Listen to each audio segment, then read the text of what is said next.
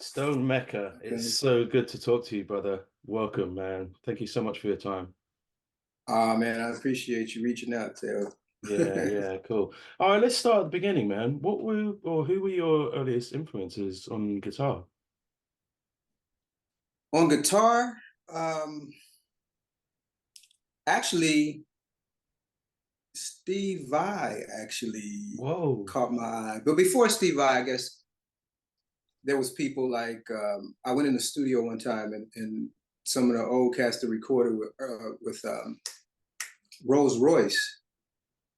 I saw this one guitar player play with the bass player and how they were digging in on the guitar and the bass facing each other recording. Yeah.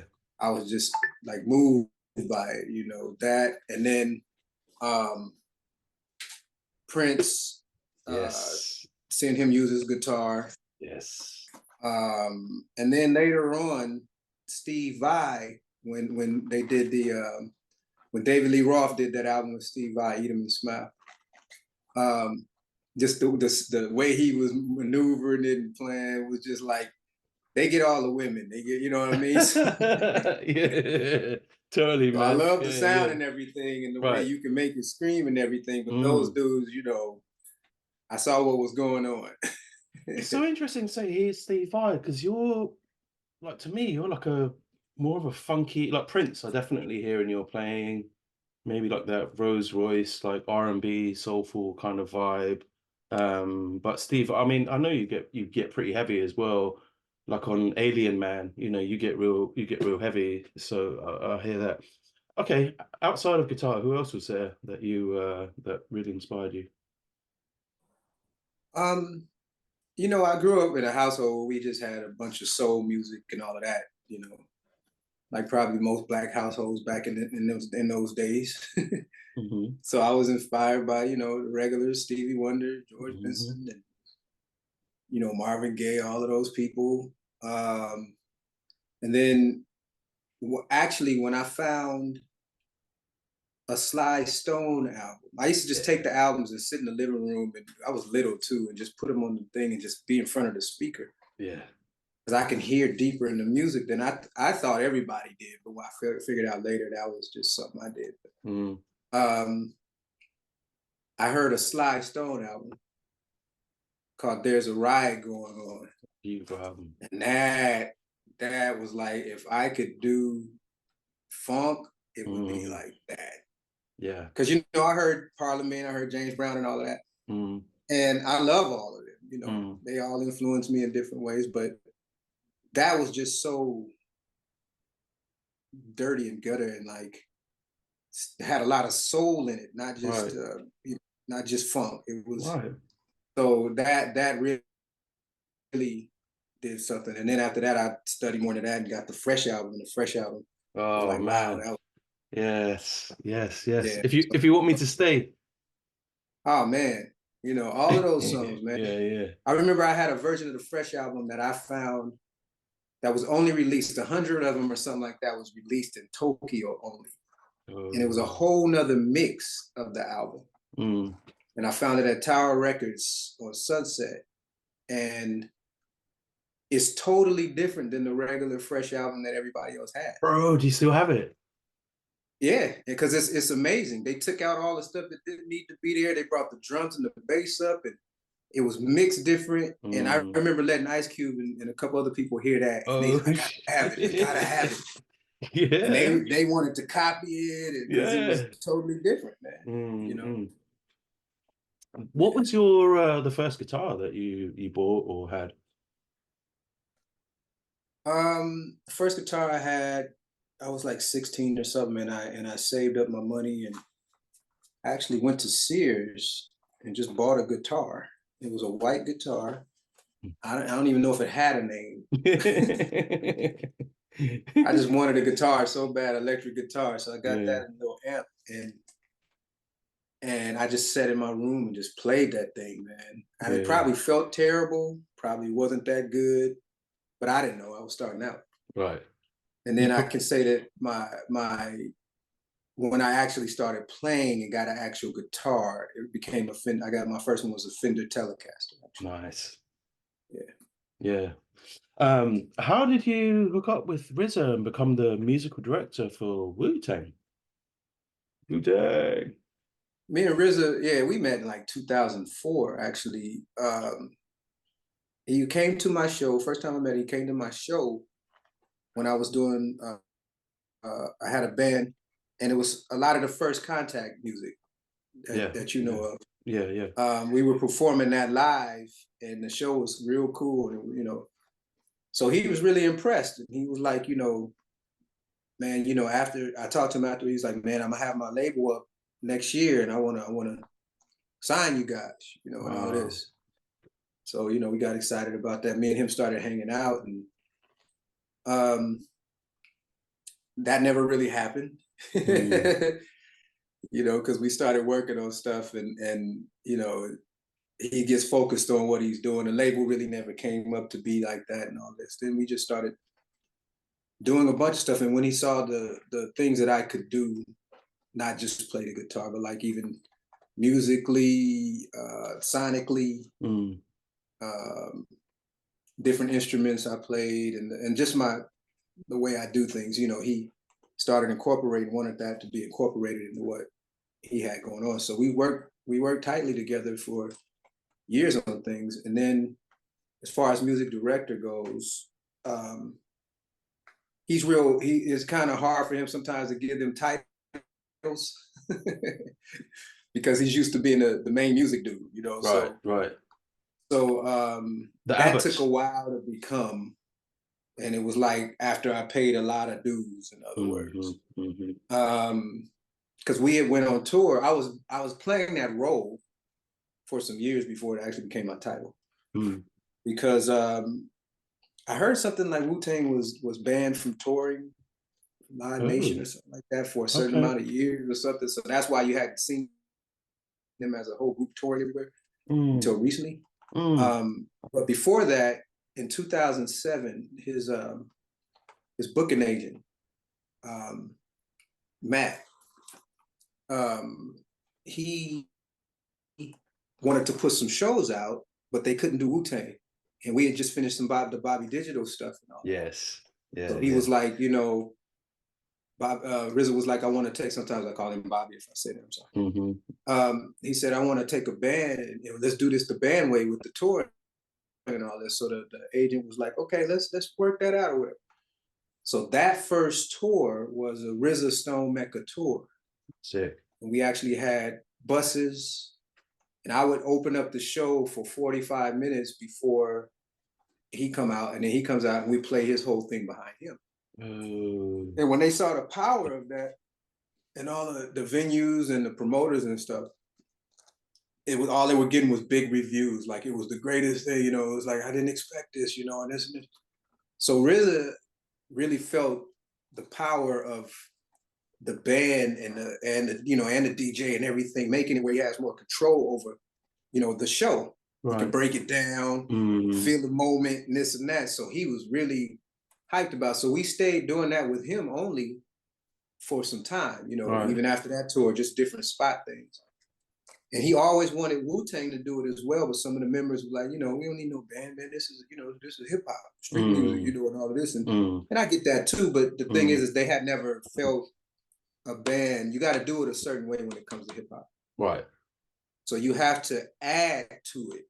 You have to make sure that you don't lose the original song to where it's like now it's a band. No, it's not like that. You still got to sound like the album.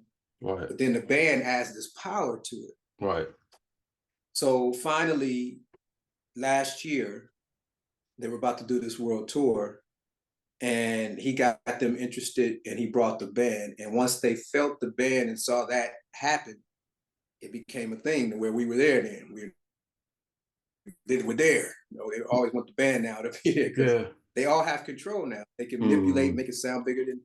So at that point, when I came into that job last year, I had told him that I'm gonna come in as the music director. But then I started giving myself kind of the title, and then it just went on. And it was accepted and moved on. Yeah. So how many piece was the band? Because I, when you're talking about like First Context, I figured you played all the instruments on there. On the, well, maybe on the I did. album, but So live. all the Yeah, yeah. production, yeah, exactly. So all of the music, I'm the one that plays and produces all of the stuff when you hear the music. Right. The only thing that's different is the singers, a couple singers may come in and we'll write together and, record that part of it. So some of the songs I wrote all of them all the way through, music, lyrics, everything, and just had someone else sing. Some of the songs, the singers would come in and co-write some of the things with me. But as far as the production, the sound, the music, the instruments, that was all me. Yeah. It's just when we go out and play, of course, I can't be a one-man band up there, so I have to put everybody. Right. You can be like an octopus. Right, exactly. Yeah, I'm with you, man. So what's your approach to songwriting? Like, how do you typically start? Do you sit with pen and paper? Do you sit with your guitar? Do you sit on the piano? How do you put your stuff together? Well, it comes in different ways. I can have a dream. I can wake up with a song in my head and have to record it on my phone or whatever. Wow. Because I can hear the whole song, Whoa. I can be somewhere and something pops up, or I can just get on an instrument and start playing and something come out cool and I want to make a song out of it. Now I put the full thing about it. It could be any instrument. It could start from the drums, the live drums. It could start from programmed drums. It could start from a piano thing I'm playing. It could start from just a hum in my head. It could start from a guitar or a bass. It doesn't. Some points me in the direction like I feel like playing something like a certain instrument. And then once that's there and I establish that, from that something else is born. I kind of let it tell me. I feel Comes like to it's you. all been delivered through me anyway. Wow. So I kind of let it tell me what's needed. And even with the songs, you got to let the songs tell you what it needs. And that's kind of how everything is born more organically with me with this stuff. Okay. But your solo stuff is super, super funky, super soulful. It's really dirty at times. Like, you got some heavy rock in there with some, some smooth stuff. How does that differ from when you're doing the sessions that you're doing with like the hip hop guys, the major hip hop guys that you're working for? It's kind of all the same, and I noticed in Western society and the music, America and stuff like that, they've separated everything because just like they do anything else, they want things to be put in boxes, to separated from different type of people and this and this and that. And the difference truly between one and the other is just sometimes effects. It's not even that serious. Okay. Like when I started off doing music, I was more rock, funk, kind of digging my guitar and all that. All you're seeing now with the Alien Man is me going back to who I am. I've always had the soulful stuff. That's just part of me. And when I go to do the hip hop albums and stuff, all that stuff is in the music that they listen to, that they grew up with, that they want to sample anyway. Exactly. And a lot of times they can't hear. You got to have a musical ear to hear everything that's going on in a song, first of all. Most of the time, regular public people that are not into music can't hear the strings and the bass and the guitar. They don't know what's going on. Right. So sometimes I would go in there and they would think it's like, wait a minute, that ain't in the song. Or that sound like some country shit or something, And I'd be like, hold on a minute, man, watch this.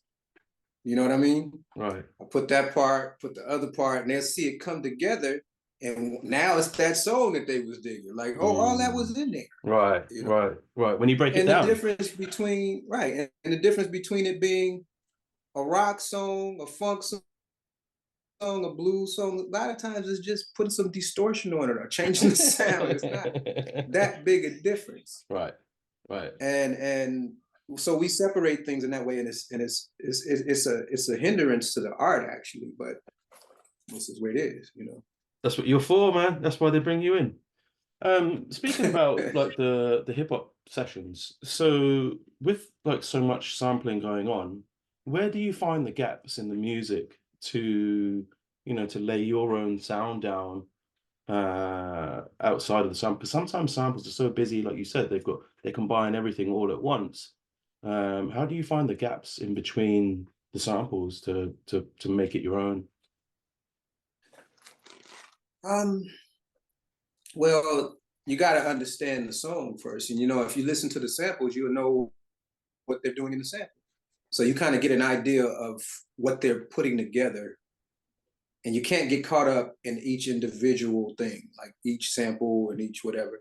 You got to listen to the whole pot of stew that they're making, because whatever they're putting together is not going to be that original sample. It's going to be something different. Mm. So I listen to the full thing they're doing, and then I say, what else would be cool on this? You know what I'm saying? Or where can I put something that'll make it even more of the direction they're trying to go into, or something like that? Mm. So, and you sit with it, you trust your ear, and then you add different things. Sometimes they trip on me because I'll be on the guitar and I'll be like, no, I think the bass would be cool right here. So I'll switch to the bass, find something, or the keyboard, or just jump on different things. And they're not really used to that, because that's session playing a lot of times, and that's hiring all those different musicians to do it. Right. They like it because they hire one person, but you know what I mean? It's that's just the way I hear things. I'm always there for the song, in a sense. Yeah. Is that kind of the way that it worked with the Bobby Digital sessions? I had to I had to learn how to work with Bobby, because he does things a little unorthodox, a little different. And that's why he was able to create what he's created in the past. He thinks a little different, because when he first started, he really didn't have the knowledge of music or anything. So he just trusted his ear and what he knew would be cool. You see, so building on that, he's developed his own way of doing things a lot. So when I first came in there, he would just throw everything into the pot. And then whatever happens, happens. And then he'd pull some things out sometimes. I didn't work that way. I'm more precision. I'm more precise on what I know, what I'm putting in there. And so that had to get used to that. He would come in and turn on like all of the different sound modules and keyboards, and have them all coming into the session at once. Yeah. With different sounds. And when you play one keyboard, it'll play all of those different sounds, and he'll be recording all of those on something, and it sometimes it'll be like, that ain't gonna work or whatever. But that's just his process. What he does that, and then he does a process of elimination. So once it's there, he can always take it out. Right. He starts taking things out. So yeah, for me, it was just training myself to understand how he works, to figure out how to make the best of the situation and make sure we came out with something raw all the time. Right. He trusts you, and it sounds stripped down. That's why I was asking, because it sounds really stripped down. Like when I was like, I've been listening to that stuff for years, and I only heard about you about like 3 years ago. And then when we got in contact, and I started finding out about more of the work that you're doing, I was like, oh shit, that's Stone. And I thought it was a whole sample, but then I found out like, oh, you're playing guitar, you're playing bass, you're playing keys and all this stuff. And I'm like, crazy. They hired me because one thing that I am able to do, my ear as far as engineering and sonics, I'm able to make I'm able to make what we do live sound like a sample if I wanted to. Right. Which is very difficult for a lot of people that are, doing this stuff live. Yeah. So that was impressive to him and Icecube and the different people I worked with. So yeah, they would call me in to do that. But it's like, even on like saying that, like even on Alien Man, just because I know, what you're capable of, I know that you're doing everything, like literally everything, like with Stevie Wonder or Prince. But to some, like you said, the casual listener, they're probably thinking that's a sample, if they even know what a sample is. And it's like, you got a hit, like these, 4 or 8 bars, and that's like you playing everything. But, it sounds like it could be a loop to a lot of people who, don't really know what's, what's going on. Yeah. Do Yeah. you So, you know, I'm very much into sounds. I got to make the sound right. Like, you know, if I absolutely. want them dirty, I want them to be dirty. I love analog. So I try Mm, to get as close to analog as I can with everything, you yeah. know. So it's sound, you know, going in, making sure your sounds are right, but then precision too. Like I said, I try to be pretty precise till I'm not. You know, I like some of the Mm, mistakes. right. Some things are, you know, mistakes make some things real cool. Mm, You know, and then when I get to the part where I'm just playing the guitar and soloing and just breathing through it, I let that be free. You yeah. know. Yeah. Yeah. So 100%. You've worked with so many big artists. Is there a favorite? You know, hopefully they're not listening to this, but is there a favorite or someone who's like really easy to work with that you just love, you know, just gelling with? um I think everybody's different, you know. I don't really have a fair. Some of my favorite people were the people that weren't big artists, actually. Okay. You know, but very, very raw talent, like just Mm, crazy raw talent, right. you know, that I think should have been big artists or should be because of their talent. Because I've Mm, met a lot of big artists that don't really have that much talent, but they're big. Then I've met people that have, you know, all the talent in the world, but nobody knows their name. right. You know what I 100%. mean? And 100%. so, and that's just being honest with it. I Mm, don't, and I'm an artist, so mhm. I respect that. But I Yeah. don't knock anybody else's hustle as far as how they got there, what they're doing, and that's your Yeah. thing. I'm not gonna be mad at you for having it, Right. but I can say that, you know, I've worked with some really really amazing people that don't have a name, that shock, that are like I'm in awe about, like wow, you know what I Okay. mean? Okay. So Yeah. yeah. Do you have any crazy stories that you can talk about with anyone that you've worked with, either in the studio or on the road, like any weird shit you've seen? Man, they can make a Stone Mecca true Hollywood story, man. That's what I'm aiming for. I got so many people. I sometimes I can't believe it myself. Something to come up, and I'll be like, oh, I remember when I was doing this and that, and I'll be like, man, you've been around. You know, you've done some things. You know that Yeah. I Yeah. don't really take them in like that. You know, it's just. Mm-hmm. But yeah, I have a lot. I mean, stuff just little stuff that like people don't know, like in the movie Friday. Yeah. You know, when we were doing all the music for that movie and everything, and we were in a studio called Street Knowledge in LA, me and Cube, and you know, and my boy Payback, bass player, was the one that actually introduced me to Icecube and brought me in because he was playing bass on some of the stuff. And then after that, me and Cube started, you know, doing different things. But Yeah. that was just to put him in there because I always like to mention him because Yeah. Yeah. he helped that part of my career to start up, you Mm. know. But you know the car that Smoke drove. Yeah. All right, so every time we drove the street night, it was in the Crenshaw district, like right off of Crenshaw Boulevard. Okay. And every time we drove and go through the neighborhood to get to street knowledge, that car was parked at a house No. some Latinos owned over there. So we used to always trip off of it because it was, what was it, a Vega or something like that. That was one of them old cars that we used to like. Be like, man, that's a, you know. But he had that stripe on it and everything. We were like, you know. So Yeah. anyway, so we over there, and then the movie come out, and I realized that they went and I guess bought the car from the people, and Smoke is using that car there. That was just the car parked Shit. around the corner from the studio. No way, man. Dude. So it's, I mean, just stuff like that. It's a lot of stories, Okay. you know. So you Yeah. didn't say anything crazy, but that's cool. Speaking about Friday, I see you got a Friday plaque up there, man. What's that about? Oh yeah, yeah, yeah. That's from the movie. Yeah, that's from when we did. all the scoring and stuff for it, Okay. and you know the songs in it and stuff. Yeah. I was a part of that. Yeah. Yeah. Amazing. What's the other one? What's the other one behind you? I can't quite see it. What's that? Oh, that's Django. Django Unchained. Yeah. Yes, bro. Oh man, what a movie. And the music in there is crazy as well. Oh shit, dude. That's amazing.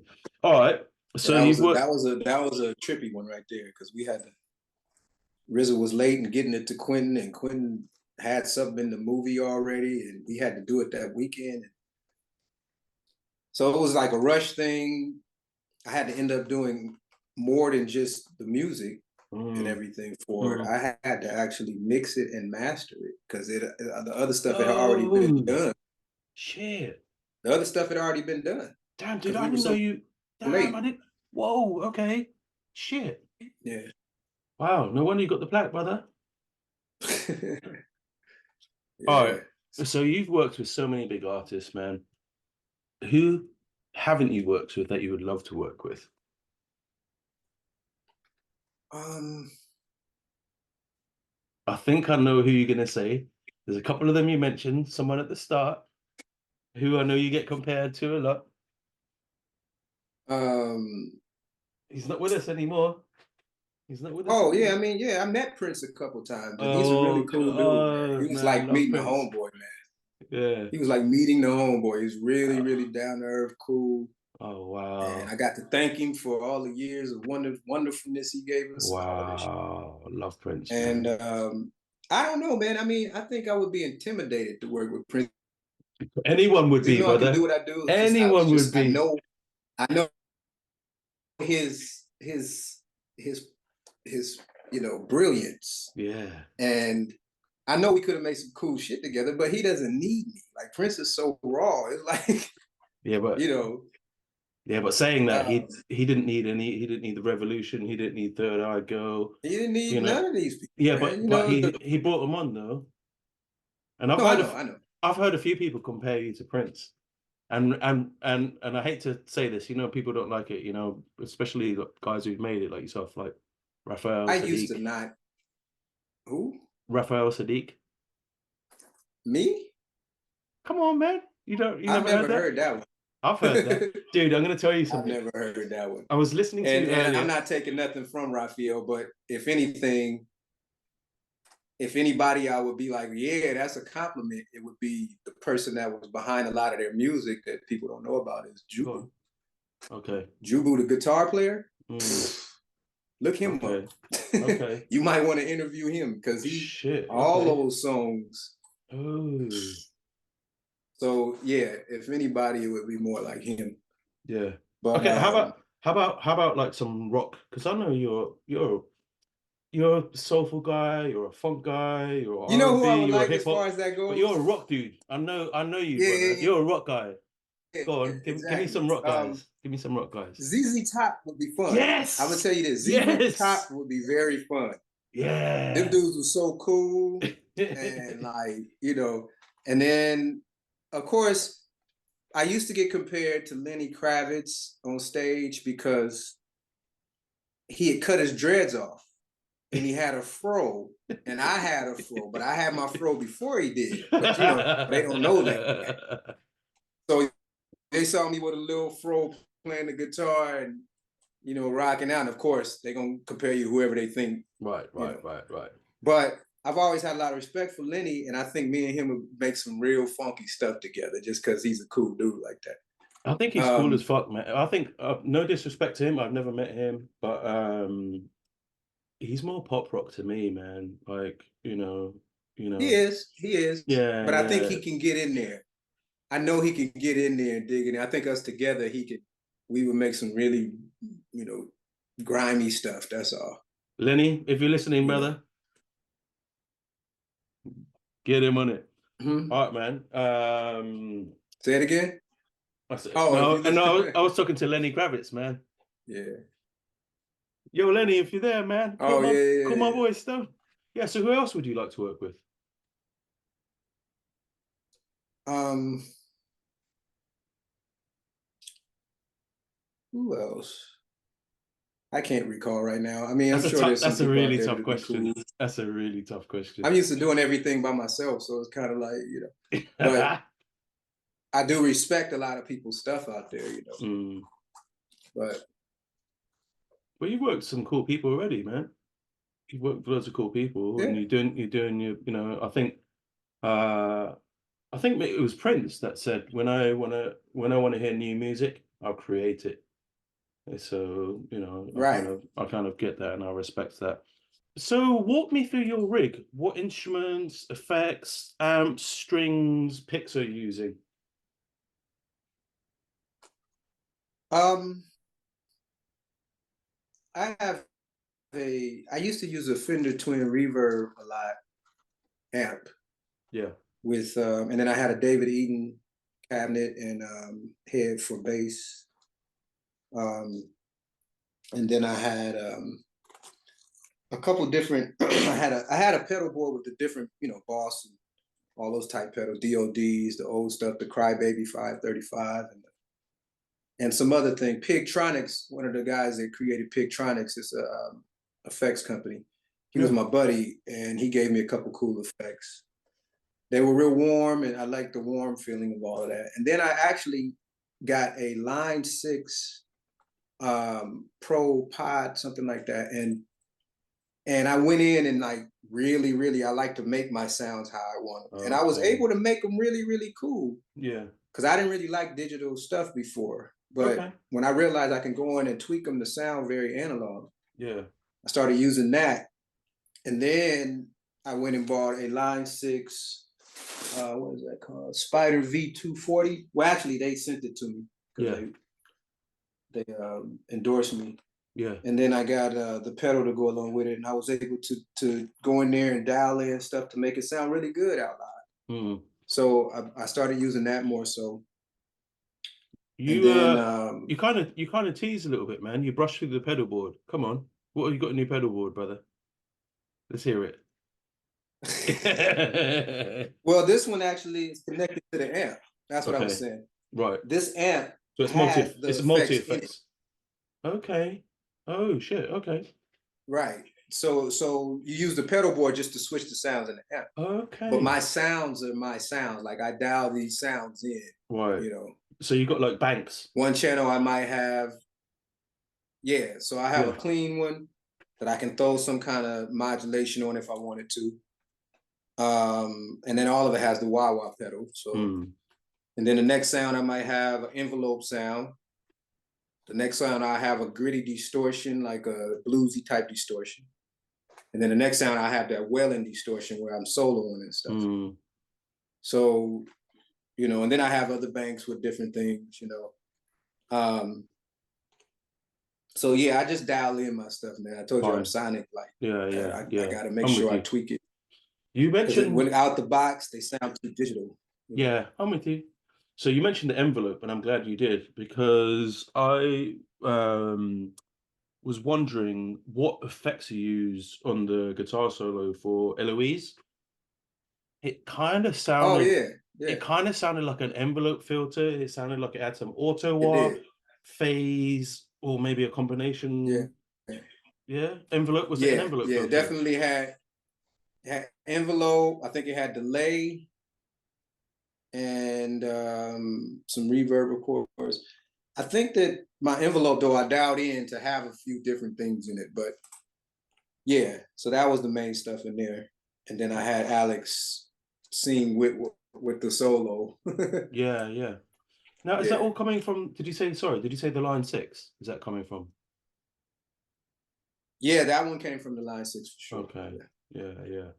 That's nasty, man. yeah. Um, how did you get the live sound on Alien Man? It sounds like there's a whole band playing in the room. Like when I listen to that, it's like I feel like I'm at a concert.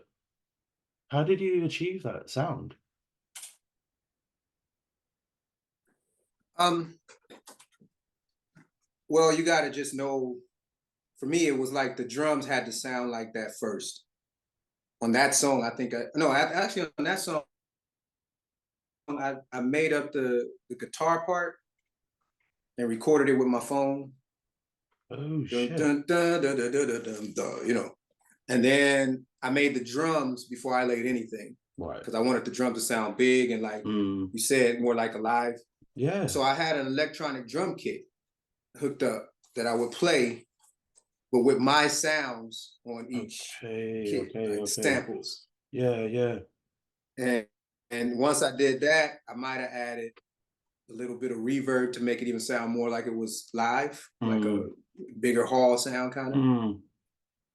And then I fatten up stuff and go in there and do that and this and that. And then the rest of it was just layering everything on top of it, like if I was a live player. Sometimes I get into the instrument as if I am playing it as a different person in a sense. Okay, now I got to be a bass player. Let me go in here and play this as free as I would as a bass player, you know? Yeah. And then you kind of line it up and yeah. How do you switch minds from all the different instruments? Because you're so great at different instruments, man. It's like your approach to bass doesn't sound anything like guitar. Like your vocals, you know, don't sound like you really seem to separate your instruments really well. Like I'm a multi-instrumentalist, but I feel like I play the same shit on the drums that I would on guitar, you know, on keys, I play the same that I would on guitar. But you seem to come from, like you said, I suppose it's that sonic thing that you have, man. It's the, you know, the input from, you know, like a higher power or something. But you really separate your instruments as a multi-instrumentalist. Yeah, they all. I used to call it speaking shit, like they talking shit. That's basically what it was. Tell me about your custom BC Rich. I heard you built it yourself. Oh yeah, yeah, yeah. It was butt naked. I found it at a pawn shop. No, it wasn't a pawn shop. Actually, it was a one of the mom and pop music shops that had a lot of used equipment. Okay. That's all they really had was like used instruments. And it was up there. I loved the cut of the body. I saw that headstock on it, and I was like, oh, this is raw. But it was just, it didn't have no knobs.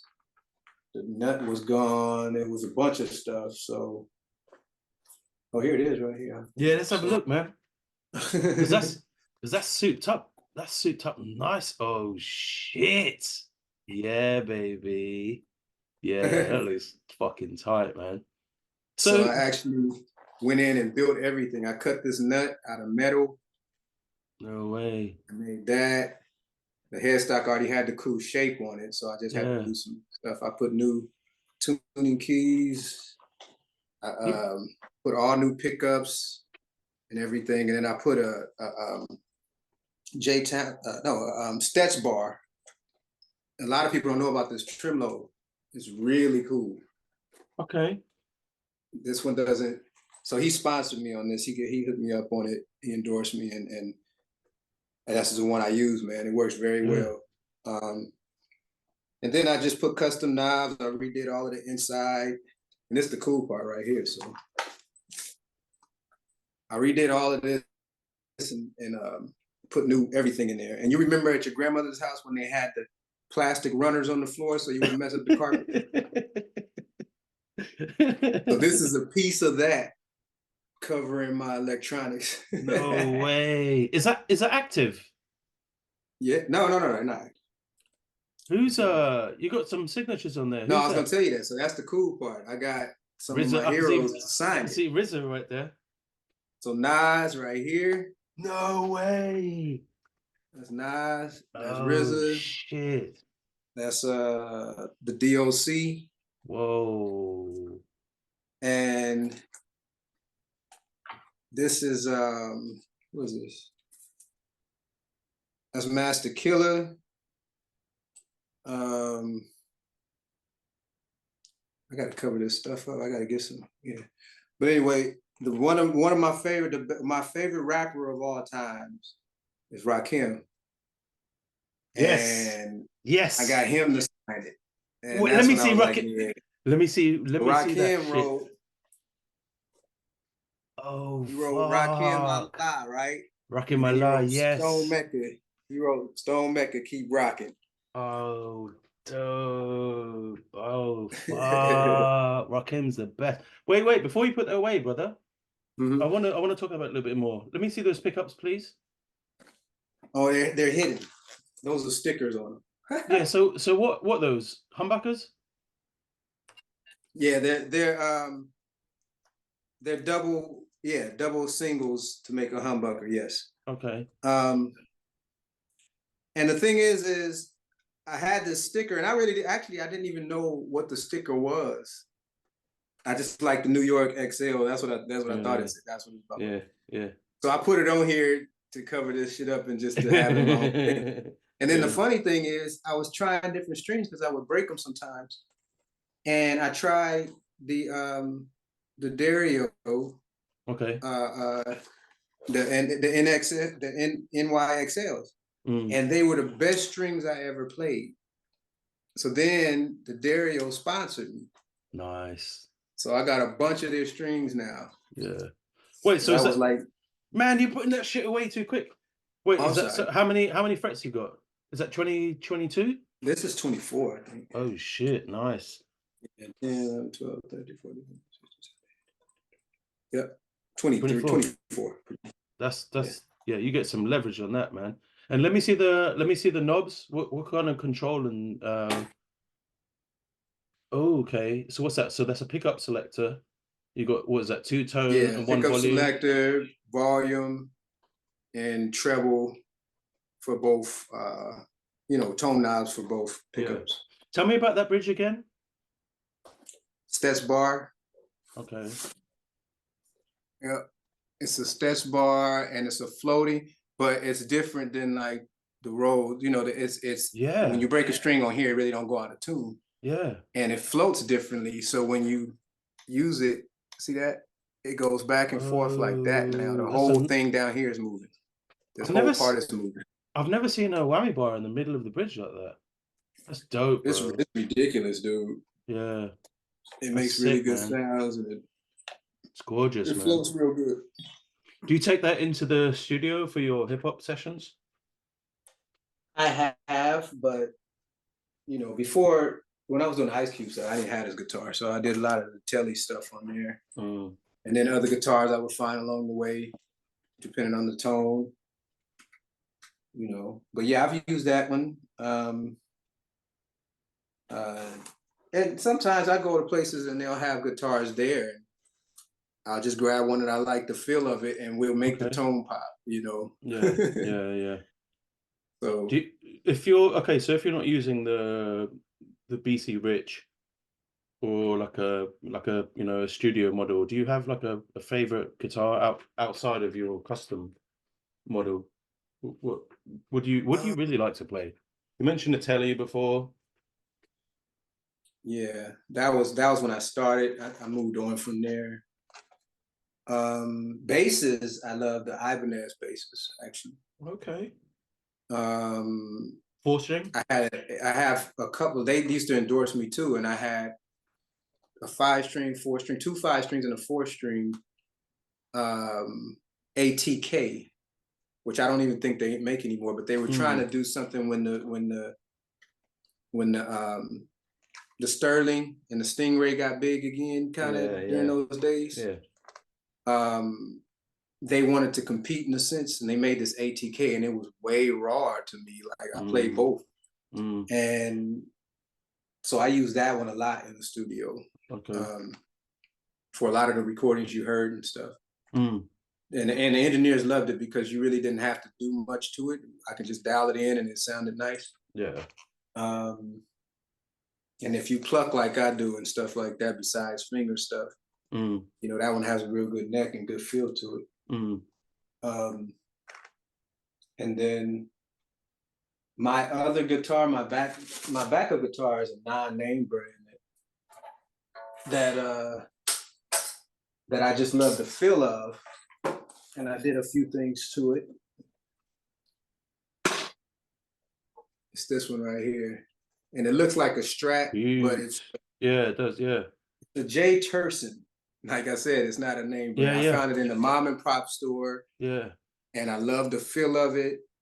And I I redid everything, you know, the tuning keys, the pickups. Yeah, is But that the a feel of it. is that a humbucker in the middle? Yep. And two The silver single coils. cover, Shit. Seymour Duncan. That's a Nice. Seymour Duncan humbucker in the middle. That looks low, bro.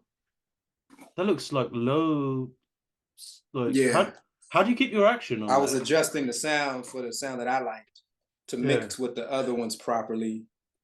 I had to bring that one down some. It was so powerful. You're endorsing strings. What kind of gauge do you use? 9. And then I've the used low 9 for years. and then the low end? What was it, 9 to 45? I think it's something like that. Okay. I think that's what it is. Yeah. Okay. Yeah. Standard 9. You know. Right.